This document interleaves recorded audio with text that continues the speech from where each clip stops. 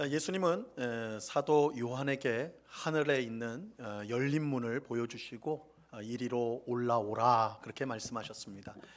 요한은 이 성령님 안에서 하늘 문을 통하여 하늘로 올라갔고 보좌에 앉아 계신 하나님을 보았습니다. 예수님께서 요한을 하늘로 올라오게 하여 보좌에 앉으신 하나님을 보게 하신 데에는 분명한 이유가 있습니다. 요한은 소아시아에 있는 7교회에 보내는 예수님의 편지를 전달하였습니다. 이때 그는 7교회가 처한 어렵고 힘든 상황을 알게 되었습니다. 7교회는 밖으로는 로마 제국의 압력과 이 사탄의 졸개가 된 유대인들의 공격을 받고 있었고, 또 교회 안으로는 내부적으로는 이단들과 또한 타락한 신자들의 공격을 받고 있었습니다. 7교회는 이런 공격으로 인해 큰 어려움을 당했고 당장이라도 무너질 수 있는 그런 심각한 위기 가운데 놓여져 있었습니다. 요한은 7교회가 어떻게 이 위기를 극복하고 이길 수 있을지 고민하지 않을 수가 없었어요. 7편지를 전달하면서 7교회의 모든 형편이 이렇게 힘들고 어려운 걸 보면서 어떻게 이것을 이 어린 교회가 이길 수가 있는가, 결국은 승리할 수가 있는가 고민하지 않을 수가 없었던 것이죠. 이때 예수님께서 요한을 하늘로 올라오게 하여 보좌에 앉아 계신 하나님을 보도록 하였습니다. 이것은 당장이라도 무너질 수 있는 7교회가 살 수 있는 유일한 길이 보좌에 앉아 계신 하나님께 있음을 알도록 하기 위해서였습니다. 7교회가 처한 현실만 보면 이길 길이 도저히 보이지 않아요. 왜냐하면 교회를 둘러싼 이 어려움들, 또한 그들을 공격하는 자들이 교회보다 훨씬 힘이 센 것처럼 보였기 때문입니다. 하지만 그렇지 않아요. 이 눈앞에 보이는 것만 보면 이길 길이 보이지 않지만 눈을 들어 하늘에 있는 보좌에 앉으신 하나님을 보면 상황이 완전히 달라지게 되는 것입니다. 이 땅에서는 로마 제국의 황제가 세상을 다스리는 것처럼 그렇게 보이지만 실제로는 하늘에 계신 하나님께서 이 세상을 다스리고 계십니다. 그러므로 7교회가 세상의 진짜 왕이신 하나님을 바라보고 의지할 때 그 어떤 공격에도 그 어떤 어려움에도 극복하고 이길 수가 있는 것입니다. 이것이 예수님께서 요한을 하늘로 올라오도록 하신 이유입니다. 자, 그런데 요한이 하늘로 올라와서 본 것은 보좌에 앉아 계신 하나님만이 아니었어요. 하나님 주변에 있는 하나님을 중심으로 해서 그 보좌를 중심으로 해서 보좌에 앉아 있는 24장로들을 또한 보게 하셨습니다. 24장로들은 구약과 신약의 하나님 백성을 대표하는 사람들로서 하늘의 교회를 이루고 있었습니다. 교회는 이 땅에만 있는 것이 아닙니다. 우리 영국교회는 이 땅에 있는 교회지만 이 땅에만 교회가 있는 것이 아니라 하나님 나라에도 교회가 있습니다. 하늘에도 교회가 있어요. 이 땅의 교회와 하늘의 교회가 있습니다. 근데 이 둘의 차이가 있는데 이 땅의 교회는 계속해서 믿음의 싸움을 싸우고 있는 전투하는 교회예요. 믿음의 싸움을 계속 싸워요. 이 땅에 있는 교회는 영원한 최후의 승리를 얻지 못했습니다. 계속 거듭되는 어려움들이 있어요. 적들이 있어요. 계속 믿음으로 싸워야 돼요. 계속된 영적인 싸움을 싸워야 됩니다. 반면에 하늘에 있는 교회는 이미 승리한 교회예요. 이미 승리를 얻어서 영광스럽게 된 교회, 이게 하늘에 있는 교회입니다. 자, 근데 이 영광스러운 교회인 24장로들, 승리한 교회인 24장로들이 하나님 앞에서 그러면 무엇을 하고 있는가? 이 땅에 있는 교회는 믿음의 싸움을 싸우는데 하늘에 있는 교회, 이미 승리한 교회는 무엇을 하고 있는가? 하나님을 예배하고 찬양하는 일을 합니다. 그런데 이 하늘에 있는 교회 24장로들이 예배 중에 부르는 찬송을 우리가 주목해 봐야 됩니다. 그들이 무엇을 찬송하는가? 무엇보다 창조주 하나님을 찬양합니다. 하나님께서 모든 것을 창조하셨다. 창조주 하나님을 찬양을 합니다. 그들이 창조주 하나님을 찬양하는 데는 것에서 이 땅에서 전투하는 교회가 반드시 승리할 수밖에 없는 이유를 알게 됩니다. 하나님은 모든 만물을 창조하신 창조주십니다. 그리고 만드신 모든 것을 그 뜻대로 다스리십니다. 그래서 이 세상에 있는 모든 일들이 하나님 뜻 밖에서 일어나는 일은 없습니다. 모든 것이 하나님의 역사요, 하나님의 뜻대로 섭리되어지는 것입니다.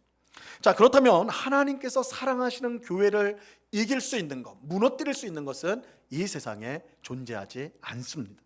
하나님의 뜻대로 교회는 결국 승리하게 될 것이기 때문입니다. 교회의 승리가 하나님의 뜻이에요. 이 뜻을 꺾을 수 있는 것이 세상에는 없습니다. 그렇기 때문에 교회는 승리할 수밖에 없는 거예요. 아무리 형편없고 다시 일어설 수 없을 정도로 망가진 교회라 할지라도 결국은 굳건하게 일어나게 될 것입니다. 하나님께서 없는 것도 있게 하시는 창조주이시기 때문입니다. 이런 점에서 하늘의 교회인 24장로들이 창조주 하나님을 찬양하는 것은 이 땅에 전투하는 교회가 결국은 승리할 것을 알려주는, 보여주는 찬송이라고 할 수가 있습니다. 이것이 예수님께서 요한을 하나님 보좌로 오게 하여서 장로들의 찬송을 듣게 하신 이유입니다. 자, 요한은 이처럼 하늘로 올라와서 보좌에 앉아 계신 하나님과 그 주변에 있는 24장로들, 그 장로들을 보았어요. 자, 그런데 오늘 본문에 보면 요한이 본 것이 이것이 전부가 아님을 알 수가 있습니다. 오늘 본문 5절 말씀을 보시기 바랍니다. 같이 읽어보죠. 시작. 보좌로부터 번개와 음성과 우레소리가 나고 보좌 앞에 켠 등불 7이 있으니 이는 하나님의 7 영이라.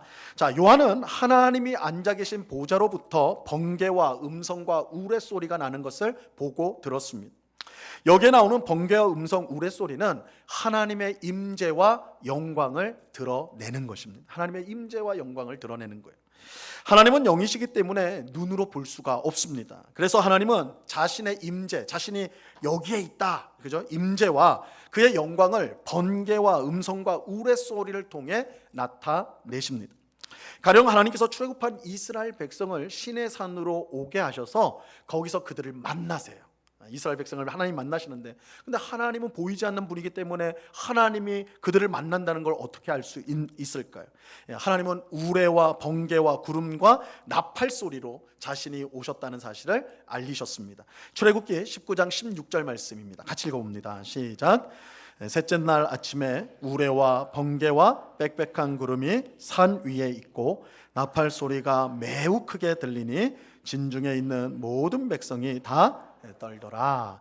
자, 이스라엘 백성이 시내산에서 우레와 번개와 구름과 나팔 소리를 통해 하나님께서 임하신 것, 그죠? 하나님의 임재와 그 영광을 보았습니다. 이와 마찬가지로 요한도 보좌로부터 나는 번개와 음성, 우레소리를 통해 하나님의 임재와 영광을 볼 수가 있었던 것입니다. 그래서 하나님 보좌를 봤을 뿐만 아니라 그 영광을 이 우레소리와 번개 또 음성을 통해 요한이 보고 들었어요.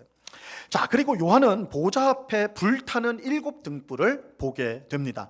이 불타는 7 등불은 하나님의 7 영이라고 설명을 해주고 있어요. 오늘 본문에서 7 영이다. 여기서 하나님의 7 영은 곧 성령님을 뜻하는 것입니다. 성령님을 말하는 거예요. 이 성령님을 7 영이라고 표현하는 이유는 7이 완전수예요. 성경에서 7은 완전수예요. 그래서 7 영이다. 성령이 7 영이란 말은 완전하시고 충만하신 분임을 뜻하는 것입니다. 성령님은 완전하시고 충만하신 분입니다. 자, 그런데 그 완전하고 충만한 성령께서 불타는 등불로 표현이 되고 있는데요. 그가 하나님께서 창조하신 세상을 감독하고 또한 그 안에 있는 악을 심판하는 분임을 나타내 보이는 것입니다. 여러분, 성경에서 이 불이라는 것, 지금 성령님을 불이라고 표현하는 건, 이거는 이제 성령님을 불이라고 표현하고 있는데, 이 성경에서 이 불은 우선적으로는 심판을 뜻하는 겁니다. 성경의 불은 주로 심판을 뜻하는 거예요. 그래서 우리 성도님들 가운데 아주 열심히 있는 우리 뜨거우신 분들이 기도할 때 뭐라고 기도해요? 불을 내려달라고 그러죠. 불을 내려주소서 막 이렇게 기도하잖아요. 근데 이게 잘못하면 불을 내려달라는 게 심판을 내려달라는 거죠. 그런 뜻이 돼버리는 거예요. 물론 불을 내려달라고 기도하시는 성도님들은 그런 의미로 기도하는 건 아니겠죠. 하나님이 뜨거운 신앙을 주시고, 그죠? 그리고 하나님의 놀라운 역사를 보여달라는 의미로 불을 내려달라고 할 텐데, 그럼에도 불구하고 성경에서 불은 주로 이 심판을 상징하는 것이다. 불은 심판을 의미한다는 것을 우리가 기억할 필요가 있습니다. 자, 창조주 하나님 옆에 창조된 세상을 감독하고 악을 심판하는 성령님이 계신다라는 것은 사실 너무 자연스러운 일이라고 할 수가 있습니다. 우리가 다음 시간에 이제 5장으로 갈 텐데, 5장 계시록 5장을 볼 텐데, 거기서 이제 확인하게 되겠지만 창조주 하나님 옆에는 성령님만 계신 것이 아닙니다. 그 옆에 또 누가 계시냐? 우리 죄를 대신하여 짊어지고 십자가에서 죽으신 어린 양 되시는 예수님이 또한 그 자리에 함께 하고 계십니다. 이렇게 보면 요한은 하늘에서 삼위일체 하나님을 보는 거예요. 보게 된 거예요. 삼위일체 하나님을 보았습니다. 그런 참으로 놀랍고 영광스러운 광경을 그곳에서 보게 된 것이죠. 이 어린 양 예수님에 대한 이야기는 우리가 다음에 보게 될 5장에서 자세히 살펴보도록 하겠습니다. 자, 요한은 성령님을 상징하는 불타는 7 등불을 본 후에 보좌 앞에 있는 수정과 같은 유리 바다를 또한 보게 됩니다. 6절 말씀, 6절 같이 읽습니다. 시작. 보좌 앞에 수정과 같은 유리 바다가 있고 보좌 가운데와 보좌 주위에 네 생물이 있는데 앞뒤에 눈들이 가득하더라. 하나님 보좌 앞에 바다가 있었어요. 바다. 유리 바다가 있었습니다. 그런데 이 보통의 바다가 아니고 이제 수정과 같은 유리 바다. 이거는 우리가 이제 보통 보는 바다와는 이제 완전히 다른 바다인 것이죠. 이 요한계시록에서 바다가 자주 등장합니다. 근데 이 등장하는 바다는 대부분은 우리가 보통 이제 지금 여름인데 여름 휴가에 보통 바다 많이 가죠, 그죠? 우리가 보통 생각하고 말하는 이 바다를 뜻해요. 보통 말하는 그 바다가 요한계시록에서도 많이 등장합니다. 근데 또 한 가지 특별한 의미로 바다가 사용되는데 악의 근원으로서의 바다, 악의 근원, 악이 생성되고 악이 나오는 근원으로서의 바다를 또한 말하기도 합니다. 요한계시록에서 하나님을 대적하는 세력으로 이 짐승이 나와요. 짐승. 우리가 이제 나중에 우리 요한계시록 중반부에 보면 이 짐승이 나와가지고 하나님 백성을 이제 죽이기도 하고 싸우는데 이 짐승이 나오는데 이거는 하나님 백성을 하나님을 대적하는 사탄의 세력을 상징하는 것이죠. 짐승. 이 짐승이 나오는데 이 짐승이 어디서 나오느냐? 바다에서 나와요. 바다에서. 그래서 요한계시록 13장 1절 앞부분에 보면 이렇게 말씀합니다. 내가 보니 바다에서 한 짐승이 나오는데 뿔이 10이요 머리가 7이라. 그죠? 짐승이 어디서 나와요? 바다에서 나와요. 바다에서. 그러니까 악의 근원이죠. 이 사탄의 세력이 바다에서 나오니까 이 바다는 악의 근원으로서의 바다라 할 수가 있는 것입니다. 그래서 요한계시록 21장에 보면 요한이 새 하늘과 새 땅을 봐요. 우리 구원받은 백성이 영생을 누릴 새하늘과 새 땅이 임하는 것을 보는데 그 새하늘과 새 땅의 특징이 뭐냐? 바다가 없어요. 바다가 없습니다. 그래서 21장 1절에 보면 이렇게 말씀합니다. 또 내가 새하늘과 새 땅을 보니 처음 하늘과 처음 땅이 없어졌고 뭐가 다시 있지 않더라? 바다가 없는 거예요. 바다가 없어요. 구원받은 성도가 영원히 살게 될 새하늘과 새 땅에 바다가 없는 이유는 바다가 악의 근원이 되기 때문에 그렇어요. 그렇다면 하나님 보좌 앞에 있는 바다는 어떤 바다일까요? 이 바다는 일반적인 바다는 아니죠. 그래서 수정과 같이 유리 바다라고 했으니까 일반적인 바다는 아닙니다. 또 그렇다고 악의 근원으로서의 바다도 아닙니다. 하나님 보좌 앞에 악의 근원지가 있다는 것은 말이 안 되는 것이죠. 그래서 악의 근원으로서의 바다도 아니에요. 그러면 하나님 보좌 앞에 있는 바다는 과연 뭐냐? 그것은 하나님과 모든 피조물 사이를 분리하여서 하나님께서 얼마나 거룩하신가를 보여주는 상징으로서의 바다라고 할 수가 있습니다. 이 비록 요한은 성령님 안에서 하나님 보좌 앞까지 갈 수 있었지만 원래 하나님은 인간이 감히 가까이 할 수 없는 지극히 영광스럽고 거룩하신 분이십니다. 자, 이러한 사실을 보좌 앞에 있는 바다가 가르쳐주고 있는 거예요. 우리 피조물과 창조주 하나님 사이의 간격, 거리가 어떻게 되느냐? 그 앞에 바다가 있다는 거예요. 바다가 그만큼 멀다. 이것은 그만큼 하나님이 거룩하신 하나님, 우리 피조물이 감히 나갈 수 없는, 앞으로 갈 수 없는 거룩하신 하나님, 지극히 거룩하신 하나님임을 보여주는 거예요. 우리는 여기서 하나님이 얼마나 은혜로운 분이신가를 알 수가 있습니다. 하나님은 지극히 거룩하고 영광스러워서요, 어떤 사람도 가까이 갈 수가 없습니다. 마치 하나님과 우리 사이에 바다가 있어서, 바다가 있는 것처럼 하나님과 우리는 너무나 멀리 떨어져 있어요. 우리가 아무리 하나님 앞에 나가려고 해도 여러분 수영해가지고 태평양을 건널 수 있습니까? 없습니까? 건널 수 있다고 생각하는 분도 꽤 있는 건 없어요. 시도하지 마십시오. 다 죽어요. 없어요. 태평양을 어떻게 겁니까? 수천 킬로를 어떻게 수영해 갑니까? 불가능하단 말이야. 불가능하단 말이야. 우리 인간이 하나님 앞에 나아가는 건, 우리 힘으로 나가는 건 불가능한 일이에요. 수영에서 태평양 걷는 거랑 똑같아요. 불가능한, 안 돼요. 그런데 놀랍게도 우리가 할 수 없는 일을 하나님이 하셨어요. 하나님께서 친히 우리를 찾아 오신 것입니다. 하나님께서 우리 가까이 오신 거예요. 여러분, 성경을 한번 잘 읽어보면요, 우리가 성경을 너무 익숙해가지고 너무 쉽게 지나쳐버리는, 무시해버리는 부분이 있어요. 그게 뭐냐? 언제나 하나님이 먼저 찾아오신다는 사실이에요. 언제나 먼저 하나님이 찾아오세요. 우리는 아브라함의 믿음, 다윗의 믿음, 모세의 믿음, 바울의 믿음, 이런 것들은 주목해서 보죠. 하지만 그들이 그런 위대한 믿음을 갖기 위해서 선행되는 게 있어요. 먼저 되어진 게 있단 말이에요. 그게 뭐예요? 하나님이 먼저 찾아오셨어요. 먼저 찾아오셨어요. 여러분, 아담과 하와가 하나님을 찾지 않았습니다. 하나님이 그들을 먼저 찾아오셨어요. 에덴 동산에 하나님이 찾아오셔서 그들을 만나 주셨단 말이에요. 노아가요, 먼저 하나님을 찾아가지, 대홍수 전에 하나님을 찾아가지 않았어요. 하나님이 먼저 노아를 찾아서 그에게 은혜를 베풀어 주셨습니다. 아브라함이 하나님을 먼저 찾지 않았습니다. 우상 숭배자였던 아브라함을 하나님이 먼저 찾아가서 그를 가나안 땅으로 옮기셨어요. 모세가 하나님을 찾지 않았어요. 모세가 광야에서 양을 치고 있을 때 하나님이 먼저 그를 찾아가 만나 주셨어요.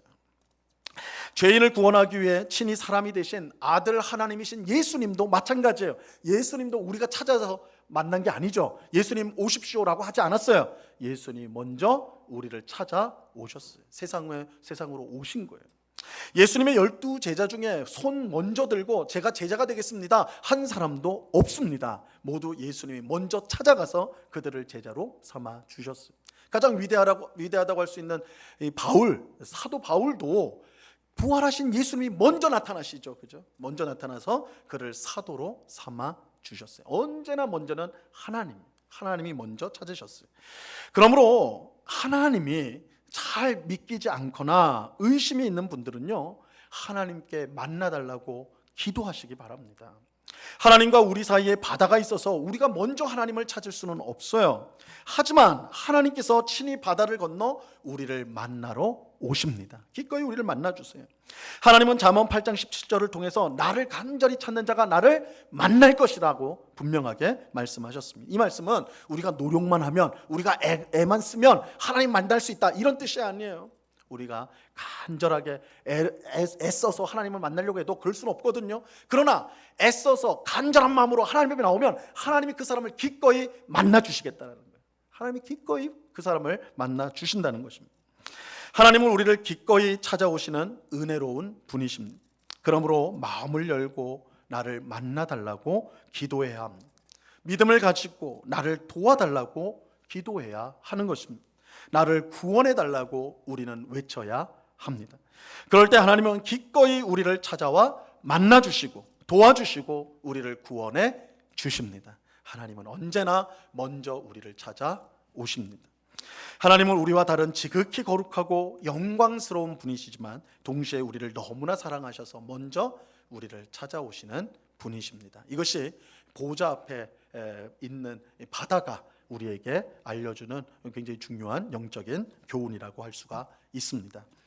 자, 우리는 지금까지 요한은 하늘로 올라와서 요한이 본 것들, 보좌에 앉아 계신 하나님을 보았고 그 주변에 24장로들을 보았고 또 보좌로부터 나오는 번개와 음성, 우레소리를 보고 들었고 불타는 7 등불이신 성령님을 보았고 또 보좌 앞에 있는 유리 바다를 보았습니다. 그리고 요한이 본 것은 이제 4장에서는 마지막으로 본 것이 뭐냐? 바로 보좌 주위에 있는 네 생물입니다. 네 생물을 그가 보았습니다. 자, 오늘 본문 6절과 7절 말씀을 함께 읽도록 하겠습니다. 함께 읽습니다. 시작. 보좌 앞에 수정과 같은 유리바다가 있고 보좌 가운데와 보좌 주위에 네 생물이 있는데 앞뒤에 눈들이 가득하더라.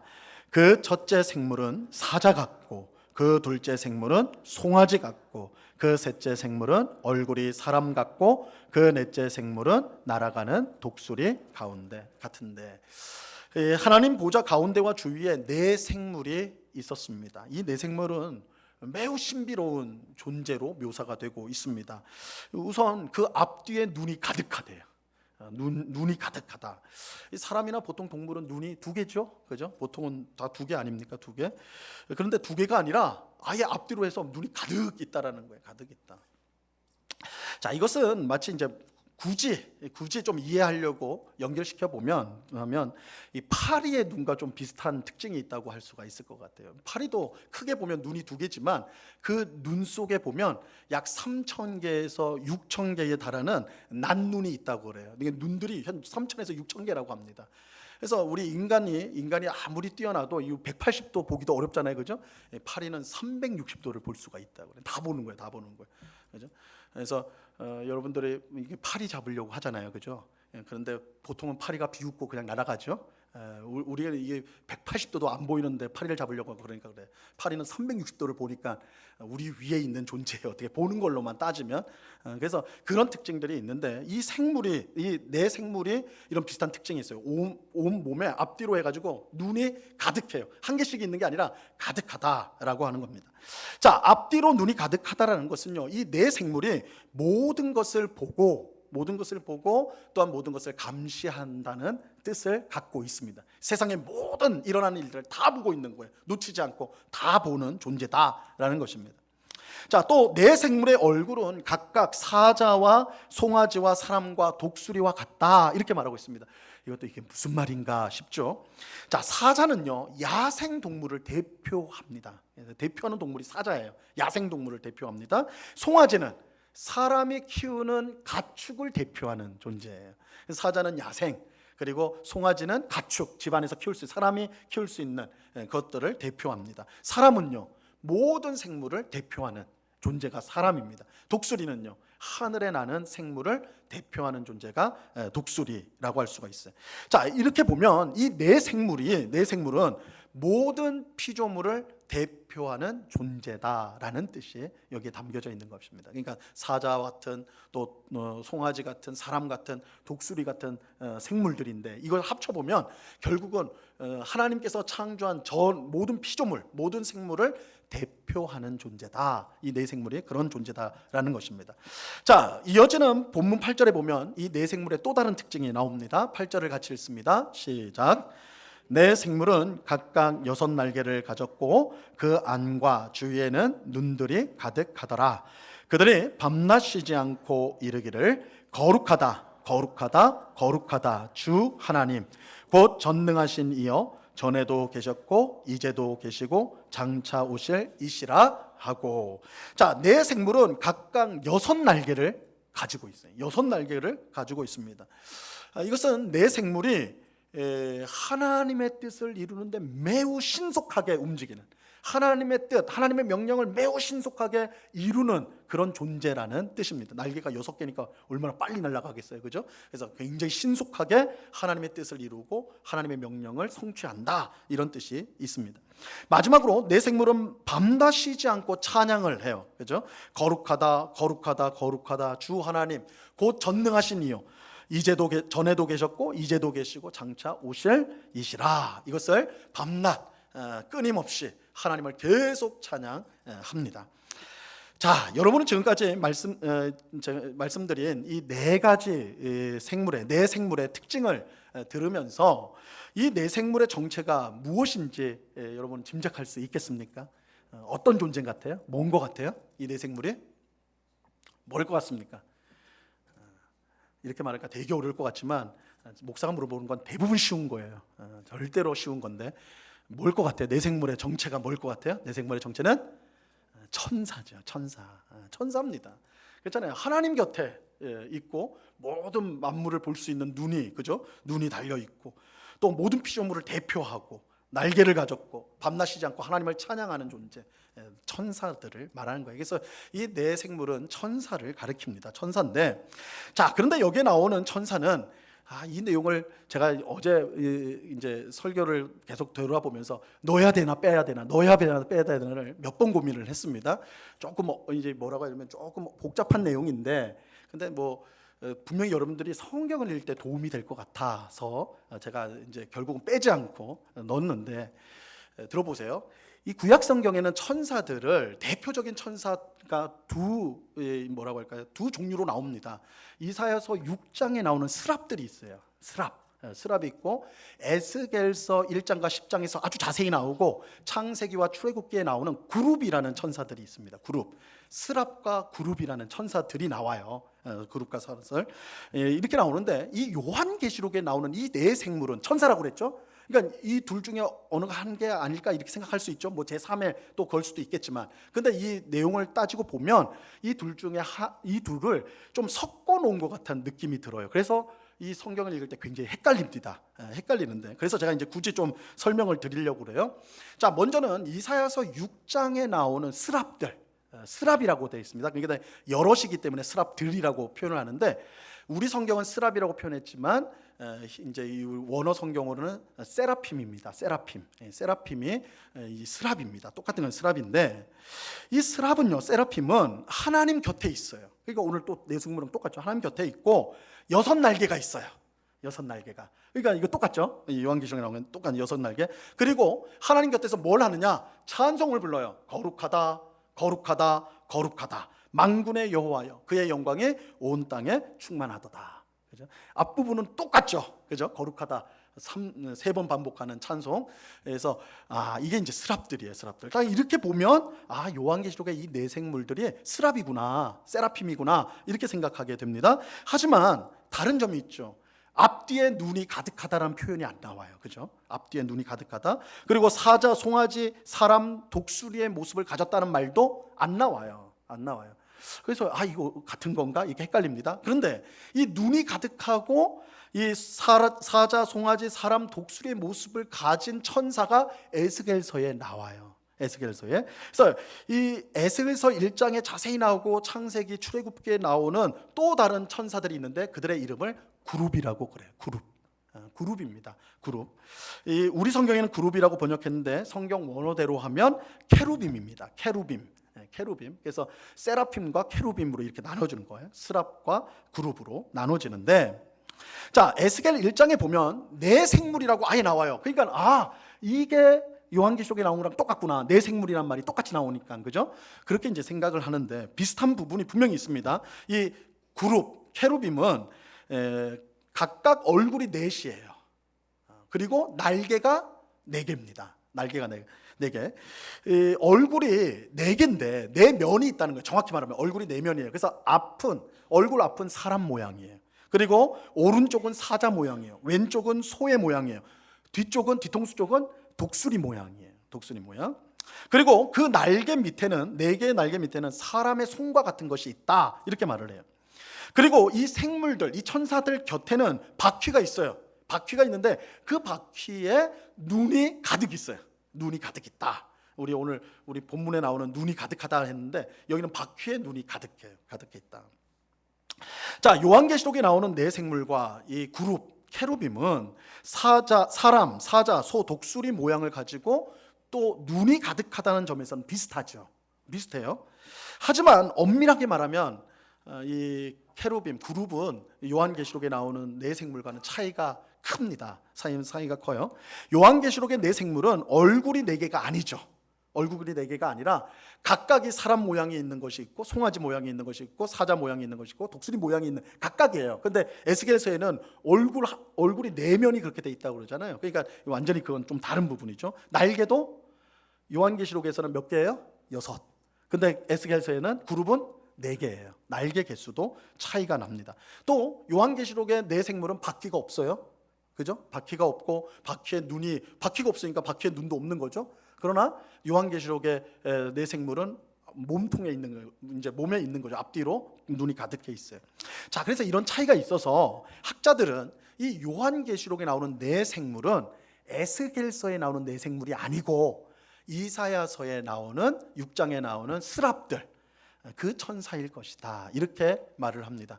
그래서 여러분들이 성경을 읽으면서 이 스랍은 뭐고, 그룹은 뭐고, 또 요한계시록에 오니까 이 네 생물은 뭐고 라고 할 때, 이 요한계시록의 네 생물이 이사야서에 나오는 6장에 나오는 스랍들, 세라핌과 같은 존재일 가능성이 많다. 그리고 에스겔서에 나오는 그룹들, 케루빔은 다른 종류의 천사들이다, 이렇게 이해를 하면 좋을 것 같습니다.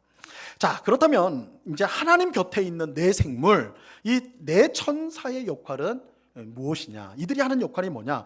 크게 두 가지로 말할 수가 있습니다. 첫째는 하나님을 끊임없이 찬양하는 거예요. 하나님을 끊임없이 예배하는 일을 합니다. 오늘 본문 8절에 나오는 대로 네 생물은 밤낮 쉬지 않고 찬송을 불러대는데 뭐라고 하냐면 거룩하다 거룩하다 거룩하다 주 하나님 곧 전능하신 이여, 전에도 계셨고 이제도 계시고 장차 오실 이시라. 이거를 끊임없이 천사들이 찬송을 불러요. 네 생물은 무엇보다 하나님의 거룩하심을 찬양합니다. 하나님이 얼마나 거룩한 분인지 거룩하다를 몇 번 반복해요? 3번. 거룩하다 거룩하다 거룩하다. 근데 요한계시록에서는 숫자가 중요하다고 말씀을 드렸죠. 7이 완전수라고 했잖아요. 3도 완전수예요. 3도. 그래서 삼위일체, 그죠? 그 계시록 13장 정도에 가면요, 사탄의 삼위일체가 나와요. 그러니까 이 요한계시록은 숫자를 굉장히 상징으로 쓰기 때문에 숫자에 민감해야 됩니다. 여기서도 거룩하다 거룩하다 거룩하다 그냥 3번 한 게 아니에요. 3번을 함으로써 하나님이 얼마나 거룩한가, 완전하게 거룩하다, 지극히 거룩하다. 그래서 천사들이 하나님의 거룩하심을 찬송하는데 하나님은 지극히 완전하게 거룩한 분입니다, 이렇게 찬송을 하는 거예요. 자, 이것은 요한계시록의 중요한 주제가 심판인 것과 깊은 관련이 있습니다. 우리가 지금 이제 4장과 5장은 하늘 환상이거든요. 요한이 하늘 물러와서 하늘에 올라서 환상을 보고 이제 6장부터는 심판의 얘기가 본격적으로 나와요. 요한계시록을 여러분들이 좀 두려워하는 이유는 심판의 내용이 엄청 많기 때문에 그런 것인데, 이제 6장부터는 심판이 나옵니다. 바로 이 심판의 주제가 이 거룩의 주제와 연결이 되는 거예요. 지극히 거룩한, 완전히 거룩한 하나님은요, 이 땅의 불의와 이 땅의 죄와 악을 절대로 방치할 수가 없습니다. 지극히 거룩하신 하나님은요, 예수 그리스도를 통하여 지극히 거룩한 하나님 백성된 신자들이 고통을 당하고 핍박을 당하는 것을 절대로 용납하지 않으세요. 이 지극히 거룩하신 하나님이기 때문에. 그래서 하나님 뭘 하시느냐? 세상을 심판하십니다. 세상을 심판하세요. 이것이 내 생물이 거룩하다 거룩하다 거룩하다 3번 이렇게 하나님을 찬양하는 이유입니다. 하나님은 전능하신 주님이면서 전에도 계셨고 이제도 계시고 장차 오실 분으로서 세상의 모든 악을 심판하시고 하나님 백성을 구원하시고 새 하늘과 새 땅으로 인도해 주실 것입니다. 그러면 이 찬송, 천사의 찬송이요, 이 땅에 전투하는 교회가 승리할 것을 보증하는 찬송인 거예요. 거룩하신 하나님이 땅을 심판할 것이다. 그리고 그 심판하실 때 하나님의 백성은 구원하실 것이다. 그렇죠? 이 찬송을 들으면서 요한은 이 땅에 전투하는 교회가 승리할 것을 확신할 수가 있는 것이죠. 그래서 이 네 생물은 이 일을 행하실 하나님을 끊임없이 밤낮 쉬지 않고 찬송을 하는 것, 이게 첫 번째 역할이에요. 둘째로 천사의 역할은 하나님의 뜻을 이 땅에서 신속하게 이루는 거예요. 이 땅에서 신속하게 이루는 거예요. 그래서 네 생물이 날개가 몇 개요? 6개. 그렇죠? 날개가 6개가 있다고 그랬죠. 그리고 온몸에 뭐가 있어요? 눈이 있어요.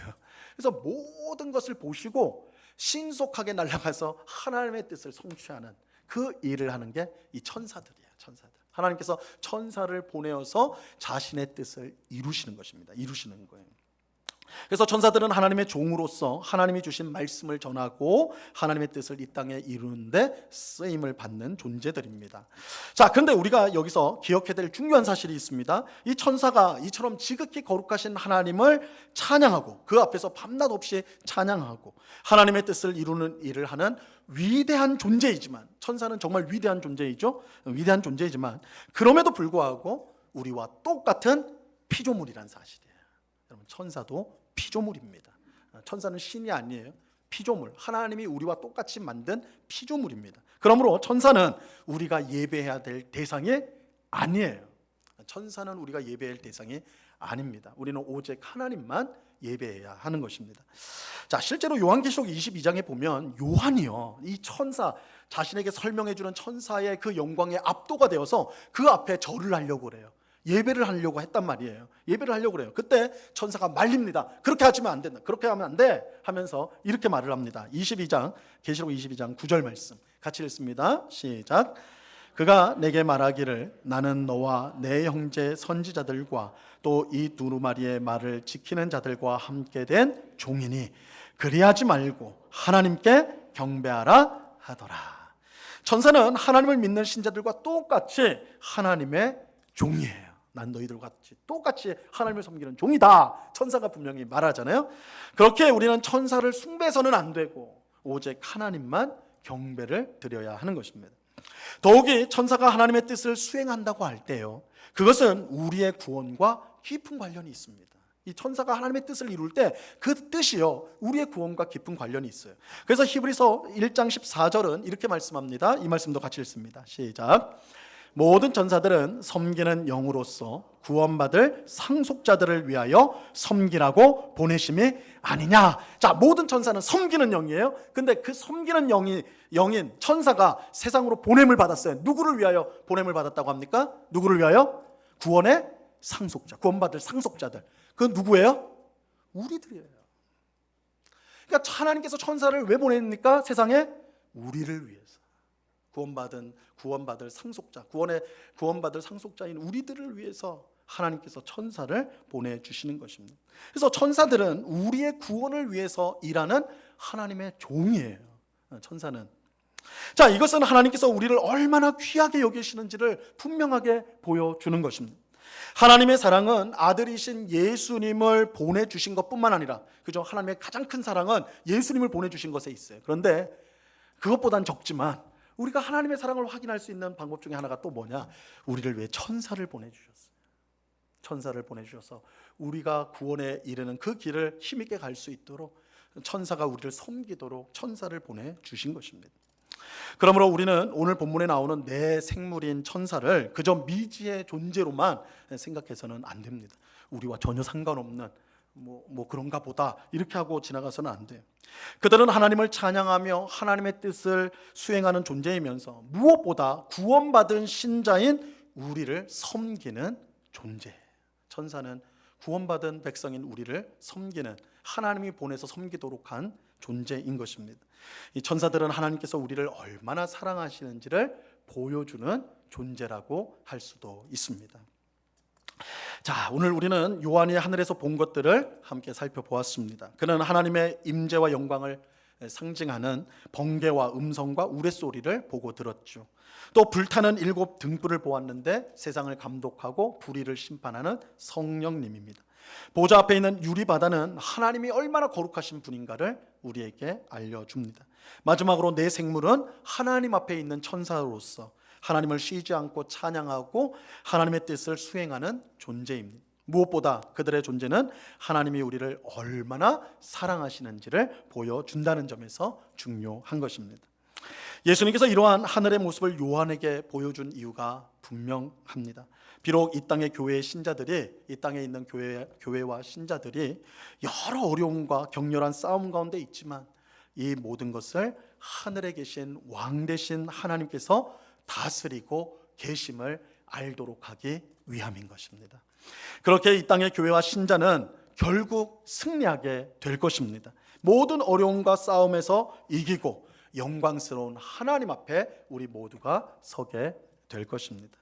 오늘 예배한 우리가 이 사실을 분명히 믿고 믿음의 싸움에서 물러서지 말고 인내하며 앞으로 나아갈 수 있기를 간절히 바랍니다.